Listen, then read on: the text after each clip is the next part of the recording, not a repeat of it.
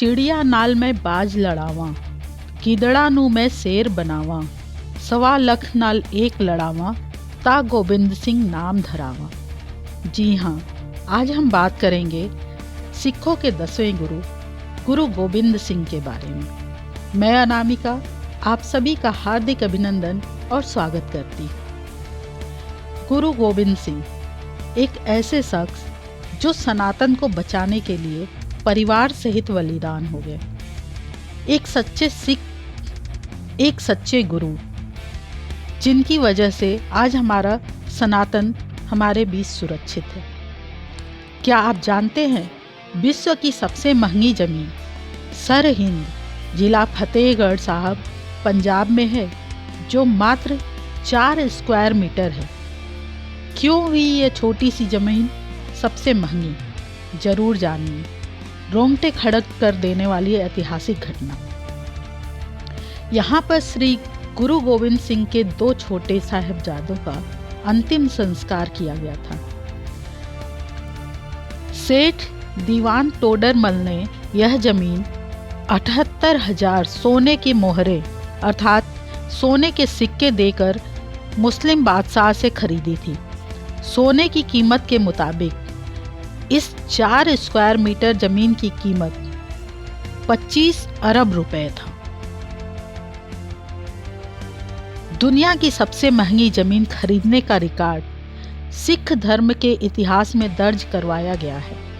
आज तक दुनिया के इतिहास में इतनी महंगी जमीन किसी ने नहीं खरीदी, और दुनिया के इतिहास में ऐसा युद्ध न कभी किसी ने पढ़ा होगा न सुना होगा, जिसमें 10 लाख की फौज का सामना महज 42 लोगों के साथ हुआ था। और जीत किसकी हुई थी? उन 42 सुरमाओं की। यह युद्ध चमकौर युद्ध के नाम से भी जाना जाता है, जो कि मुगल योद्धा बाजीर खान की अगुवाई में 10 लाख की फौज का सामना सिर्फ 42 सिखों ने 6 दिसंबर 1704 को किया था, जो कि गुरु गोबिंद सिंह जी की आज्ञा से तैयार हुए थे। नतीजा यह निकला कि उन 42 सूरवीरों की जीत हुई और हिंदुस्तान में मुगल हुकूमत की नींव जो बाबर ने रखी थी उसे जड़ से उखाड़ दिया गया। औरंगजेब ने भी उस वक्त गुरु गोविंद सिंह जी का लोहा माना और घुटने टेक दिए, और ऐसे मुगल साम्राज्य का अंत हुआ। औरंगजेब की तरफ से एक प्रश्न किया गया गुरु गोबिंद सिंह से कि यह कैसी फौज तैयार की आपने जिसने 10 लाख की फौज को उखाड़ फेंका। गुरु गोबिंद सिंह जी ने जवाब दिया, चिड़ियों से मैं बाज लड़ावां, गिदड़ों को मैं शेर बनाऊं, 1.25 लाख से एक लड़ाऊं, तभी गोबिंद सिंह नाम कहाऊं। ऐसे थे हमारे गुरु गोबिंद सिंह। गुरु गोबिंद सिंह अपने पिता गुरु तेग बहादुर और माता गुजरी के एकमात्र पुत्र थे। सिखों के 10वें गुरु गुरु गोबिंद सिंह जी का जन्म श्री पटना साहब में पौष शुक्ल सप्तमी संबत 1723 विक्रमी यानी कि 26 दिसंबर 1666 को हुआ था। जिस समय गुरु साहिब का जन्म हुआ उस वक्त गुरु तेग बहादुर साहिब बंगाल व असम की यात्रा में थे। असम में रह रहे गुरु तेग बहादुर साहिब जी के कुछ अनुयायियों ने गुरु जी को यह खबर दी कि असम में जातीय भेदभाव किया जा रहा है। इसके बाद लोगों में कई तरह का अंधविश्वास फैला हुआ है, जिसे दूर करने की ज़रूरत है। यह सुनकर गुरु जी असम की ओर चल दिए। यात्रा पर जाने के बाद माता गुजरी जी ने गुरु गोबिंद सिंह को जन्म दिया और बाल गोबिंद राय नाम दिया। आगे चलकर उनका नाम गुरु गोबिंद सिंह रखा गया। गुरु तेग बहादुर जी को यह खबर पहुंचाई गई कि उनके घर पुत्र ने जन्म लिया है। जन्म के काफ़ी समय बाद गुरु तेग बहादुर जी पटना लौटे और बाल गोविंद राय जी से मिले। पिताजी को देखते ही बाल गोविंद जी दौड़ते हुए उन्हें गले जा मिले। बाल गोविंद राय 6 साल की उम्र तक पटना साहिब रहे। गुरु गोबिंद सिंह ने 1699 में खालसा पंथ की स्थापना की थी। उन्होंने जीवन जीने के 5 सिद्धांत दिए, जिसे पंच ककार के नाम से जाना जाता है। गोबिंद सिंह के संदेश के अनुसार ही खालसा सिखों में 5 चीज़ों को अनिवार्य माना जाता है। ये चीज़ें हैं केस, कड़ा, कृपाल, कंघा और कच्छा। गुरु गोबिंद सिंह जी ने जाप साहिब, अकाल उस्तत, विचित्र नाटक, चंडी चरित्र, शास्त्र नाम माला, खालसा महिमा, जफरनामा जैसे अनेकों रचनाएं लिखी। उन्होंने जीवन को बेहतर बनाने के लिए अनेक उपदेश भी दिए। जीवन को अनुशासित बनाकर जीने के लिए गोबिंद सिंह जी ने 4 चीज़ों को कुरहितों में शामिल किया है, जिसमें एक है तंबाकू। गोबिंद सिंह ने बताया कि किसी भी तरह तंबाकू का सेवन मत करना। पटना साहिब में आज भी ये चीज़ें मौजूद हैं। गुरुद्वारा साहिब में आज भी वो चीज़ें रखी गई हैं जो गुरु गोबिंद सिंह जी के समय में थी। पानी भरने के लिए जिस कुएं का इस्तेमाल माता गुजरी जी करती थीं, वह आज भी वहाँ है। इसे देखने संगतों की भीड़ उमड़ी रहती है। आज भी इस गुरुद्वारे में गुरु गोबिंद सिंह जी की छोटी कृपाण मौजूद है। वही यह कृपाण है जिसे गुरु गोबिंद सिंह जी बचपन के दिनों में धारण करते थे। गुरु जी अपने केसों के लिए कंघे का इस्तेमाल करते थे, वह भी वहाँ है। गुरु तेग बहादुर साहिब जी के लकड़ी के खड़ाऊं भी संभाल कर रखे गए हैं। गुरु गोबिंद सिंह का संपूर्ण जीवन हमें हर तरह के अत्याचार और दमन के खिलाफ उठ खड़े होने की सच्ची प्रेरणा देता है। सभी चाहते हैं कि कहीं न कहीं उनका भी नाम इतिहास में दर्ज हो, लेकिन जो इतिहास पुरुष होते हैं वह कभी भी जमीन, धन, संपदा, राजसत्ता प्राप्ति या यश प्राप्ति के लिए लड़ाई नहीं लड़ते। गुरु गोबिंद सिंह जी ऐसे ही इतिहास पुरुष थे जिनकी लड़ाई अन्याय, अधर्म, अत्याचार और दमन के खिलाफ होती थी। परोपकारी गुरु गोबिंद सिंह की सबसे बड़ी बात यह है कि वे अपने आप को औरों जैसा सामान्य व्यक्ति समझते थे। वह एक महान हस्ती होते हुए भी अपने को बिल्कुल साधारण दिखाते थे। अगर पुत्र के रूप में देखा जाए तो उन्होंने अपने पिता को सनातन की रक्षा के लिए शहीद होने का आग्रह किया था।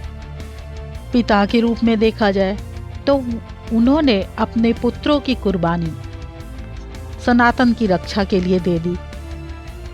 उन्होंने कहा कि धर्म की रक्षा के लिए जियो और धर्म की रक्षा के लिए मरो।